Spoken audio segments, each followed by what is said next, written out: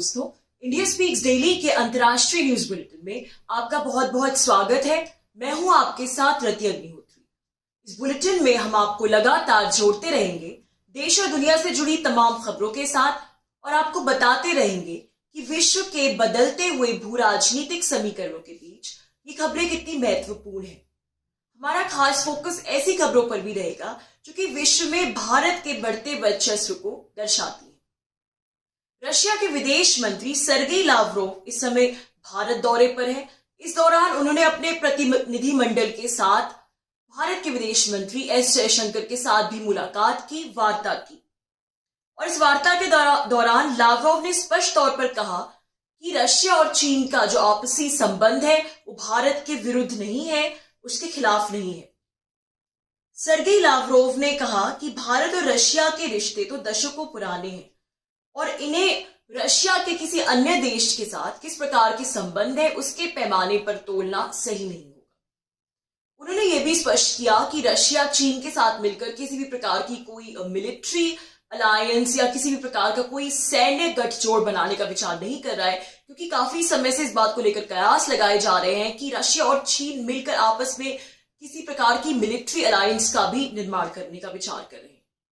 Russian विदेश मंत्री ने अपने भारत दौरे में इस प्रकार का जस्टिफिकेशन दिया, जो इस प्रकार की सफाई दी एक प्रकार से भारत के सामने अपने चीन के साथ संबंधों को लेके।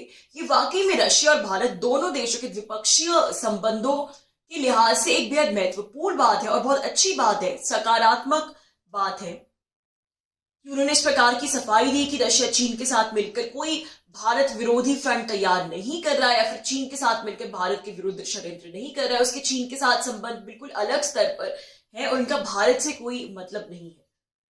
जियोपॉलिटिक्स में, अंतर्राष्ट्रीय कूटनीति में परसेप्शन का बहुत महत्व होता है।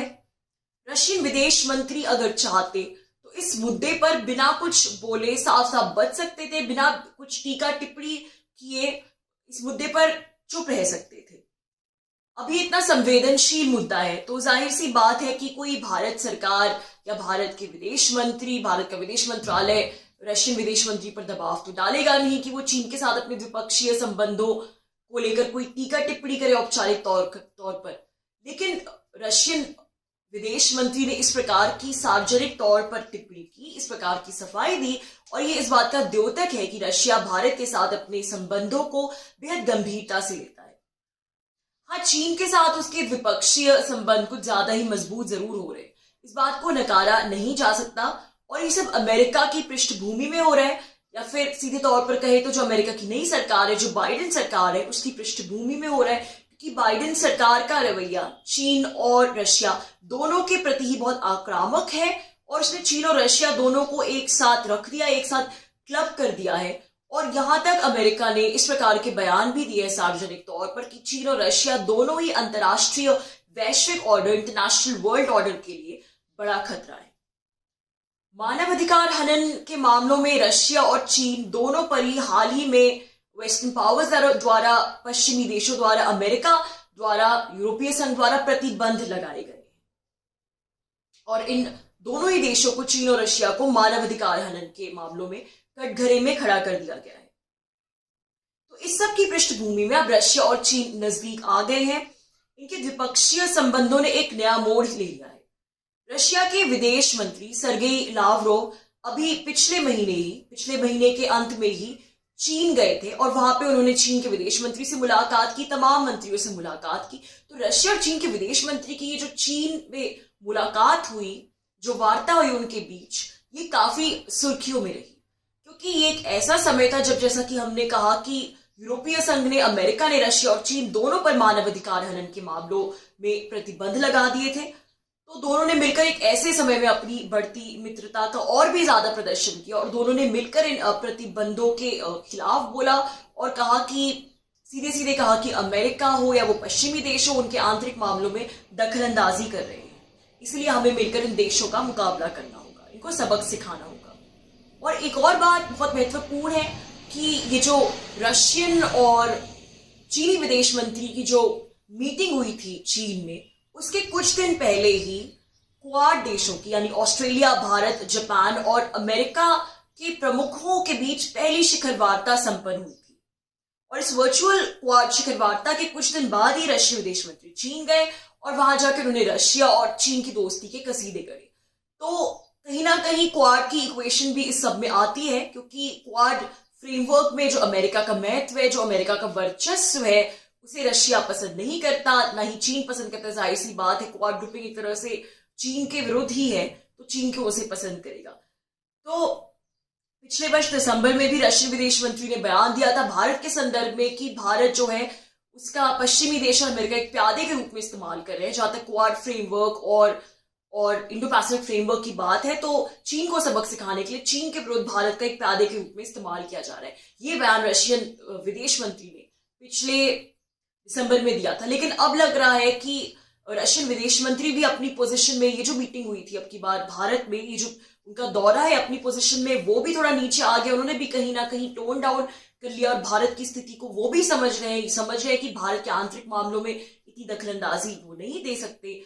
और इसलिए अपने भारत दौरे में रशिया के विदेश मंत्री ने स्पष्ट तौर पर यह कहा कि वो अमेरिका द्वारा क्वाड को नाटो की तरह एक सैन्य गठजोड़ में बदलने के, एक मिलिट्री अलायंस से बदलने की कोशिश के खिलाफ है। यानी कहीं ना कहीं उन्होंने ये कह दिया कि उन्हें भारत की क्वाड में सम्मिलित होने से कोई दिक्कत नहीं, उन्हें इस बात से दिक्कत है कि कहीं क्वाड एक मिलिट्री अलायंस में तब्दील ना हो जाए, चीन के विरुद्ध जो एक टारगेटेड मिलिट्री अलायंस हो। इस पर भारत के विदेश मंत्री एस जयशंकर ने भी स्पष्ट कर दिया कि क्वाड कोई मिलिट्री अलायंस का रूप ले, ऐसी भारत की भी कोई मंशा नहीं है, भारत भी ऐसा नहीं चाहता। भारत तो सिर्फ अपने हितों को ध्यान में रखते हैं और एक स्वतंत्र और मुक्त इंडो पैसिफिक को सुनिश्चित करने के लिए भारत जो है वो क्वाड को एक बहुत ही महत्वपूर्ण इंगेजमेंट के रूप में देखता है, महत्वपूर्ण ग्रुपिंग के रूप में देखता है। विदेश मंत्री एस जयशंकर ने भी भारत की स्थिति क्वाड को लेकर स्पष्ट कर दी, बिल्कुल रशियन विदेश मंत्री के सामने। पिछले वर्ष भारत और चीन के बीच लद्दाख सीमा पर लंबे समय तक जो सैन्य मुठभेड़ चली, जो कॉन्फ्लिक्ट चली, उसमें भी रशिया ने एक मीडिएटर बनने का काम किया। दोनों देशों के बीच, भारत और चीन के बीच भी किसी प्रकार से सुलह कराए। तो जहां तक ड्रैगन का सवाल है, उसे लेकर भारत और रशिया का मत कभी एक नहीं होगा और भारत ये बात जितनी जल्दी समझ लेगी उतना ही अच्छा है। भारत के रशिया से संबंध अलग है और भारत की जो चीन के साथ इक्वेशन है, उसमें जो विवाद है, जो मतभेद है, या भारत जो कुछ भी चीन के बारे में सोचता है, उसकी पॉलिसीज के बारे में जो कुछ भी सोचता है, ऐसा रशिया कभी नहीं सोचेगा चीन के बारे में, क्योंकि रशिया का चीन के साथ बिल्कुल अलग इक्वेशन है। रशिया को चीन की जरूरत है, तो भारत जितनी जल्दी समझ ले भारत के लिए उतनी अच्छा होगा। क्योंकि अगर भारत सही और गलत के चक्कर में पड़ता है कि चीन के साथ जैसे देश के साथ रशिया की नजदीकियां इतनी कैसे बढ़ सकती हैं, क्यों बढ़ रही हैं, तो फिर तो रशिया के साथ भारत के जो ऐतिहासिक संबंध है वो भी खतरे में पड़ जाएंगे। इसलिए भारत को अभी बेवजह, जरूरत से ज्यादा, आवश्यकता से ज्यादा भारत को सतर्क जरूर रहना चाहिए, लेकिन आवश्यकता से ज्यादा शक नहीं करना चाहिए रशिया पर ड्रैगन को लेकर। और उसको सिर्फ अपनी विदेश नीति के उसी पहलू पर भारत को स्थिर रहना होगा कि राष्ट्रहित सर्वोपरि है और उसी को ध्यान में रखते हुए किसी भी देश के साथ अपने संबंध अलग तरह से आगे बढ़ाने, और किसी देश के, जिस देश के साथ हमारे संबंध उतने अच्छे नहीं है, उससे उस दूसरे देश के संबंध कैसे हैं, बहुत अच्छे हो रहे हैं, बहुत प्रगाढ़ हो रहे हैं, इससे हमें कोई इतना मतलब नहीं होना चाहिए। थ्योरेटिकली तो कम से कम नहीं होना चाहिए। और रशिया के विदेश मंत्री ने खुद आगे बढ़कर जो भारत को जस्टिफिकेशन दिया है चीन के मामले में, कि चीन के साथ उसकी दोस्ती भारत के विरुद्ध नहीं है, ये जो इस प्रकार की सफाई दी है, ये एक बहुत ही सकारात्मक विकास है, एक बहुत ही पॉजिटिव डेवलपमेंट है भारत और रशिया के द्विपक्षीय संबंधों के लिहाज से।